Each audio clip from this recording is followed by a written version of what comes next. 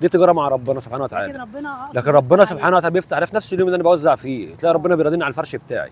بيجي يبعت لي زباين ما تعرفيش منين، بيجي ياخد مثلا ب 400 ب 500 كده بيعوضني خير يعني الحمد لله. دي النقطه اللي انا عايز اوصلها بس للناس، ان انا بس مش بصور مثلا عشان خاطر الشو ولا عشان خاطر الاعلام ولا عشان خاطر كده، دعاوي الناس بس مش اكتر. يعني دعاوي الناس ليا، يعني انا ما اخش مثلا يبقى حد بيدعي لي والكلام دوت، ببقى في قمه السعاده وما تعرفيش مثلا انا ببقى سعيد قد ايه. السلام عليكم ورحمه الله وبركاته، كل سنه وانتم طيبين. الحمد لله فطرنا صائم بطبق الفاكهه دوت عدد اكبر في الطريق المار زقازيق كفر محمد حسين، المدخل الرئيسي للبلد كفر محمد حسين. والله انا بقى لي 4 سنين الحمد لله كل رمضان كنت بعمل كوكتيل وكده وبوزعه على المر على الطريق. فجيت حضرتك في رمضان، اول رمضان فكرت بدل المبادره عشان المدارس وكده وقفت، ففكرت ان انا اعمله افطار صايم للمر وافطر صائم. الناس بتبقى فرحانه بيه وكده، وزي ما انت شايفه برضه حتى التربه هو يعني الناس فطرت وجايين عايزين برضه اطباق تاني برضه كده يعني. والله حضرتك انت يعني احنا ممكن نكون عايزين بدل ال 100 ولا 200، احنا عايزين 500.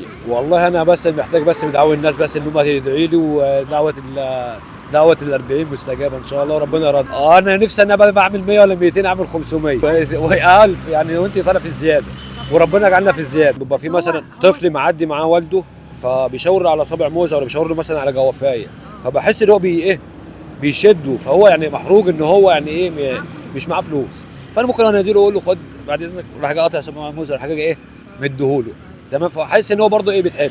فانا لما بعمل طبق زي دوت كده ب 5 جنيه، فبدل الطفل ما ياخد 5 جنيه ويروح يجيب مثلا كيس شيبس ولا يجيب مثلا كيس اندومي، لا هيجي يا عم مصطفى مثلا طبق زي دوت ياخده ب 5 جنيه احسن وافيد واحسن من ماضي الحافظه والكلام دوت. ان ربنا راضينا والناس تدعي لينا ان ربنا يوسع علينا ونبقى يعني نبقى حاجه ثانيه بدعاوي الناس.